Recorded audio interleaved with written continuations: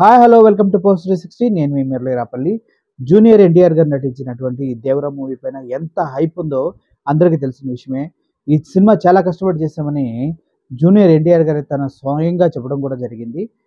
గతంలో pre release event cancel అయినప్పుడు fans చాలా చాలా డిసప్పాయింట్ అయ్యారు. అసలు ఇలా జరగకూడదు, మా హీరో 6 సంవత్సరాల తర్వాత pre release event first time చేస్తున్నాము, దీన్ని ఇలా క్యాన్సిల్ చేయడం అనేది చాలా తప్పని అటు శ్రేయస్ మీడియా పైన ఇటు హోటల్ వారి పైన చాలా చాలా సీరియస్ అయ్యి డ్యామేజ్ కూడా చేయడం జరిగింది. దానికి జూనియర్ ఎన్టీఆర్ గారు మనమంతా 27వ తారీఖున థియేటర్స్లో కలుద్దాము అని ప్రామిస్ చేయడం జరిగింది. కానీ ఇప్పుడు హైదరాబాద్లో దేవరా మూవీ షోస్ ఏదైతే మిడ్ నైట్ 1కి వేసుకోవచ్చని షోస్ ఉన్నాయి, ఆ షోస్ క్యాన్సిల్ చేసినట్టుగా తెలుస్తుంది.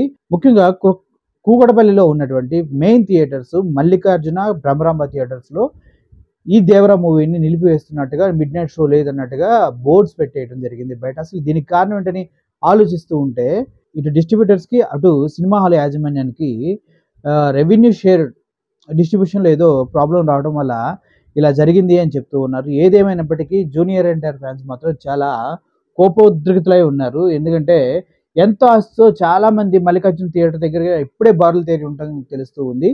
ఈ షో క్యాన్సిల్ అయిందని బయట బోర్డ్స్ పెట్టగానే చాలా చాలా డిసప్పాయింట్మెంట్ తోటి వాళ్ళు వెనుదిరిగినట్టు తెలుస్తుంది. చూద్దాం దీనికి సొల్యూషన్ ఏంటి, రేపు మార్నింగ్ షోస్ అన్నా పడతాయా లేదనేది చూడాల్సిన అవసరం ఎంతైనా. Thank you for watching this video. I Murali signing off. Thank you.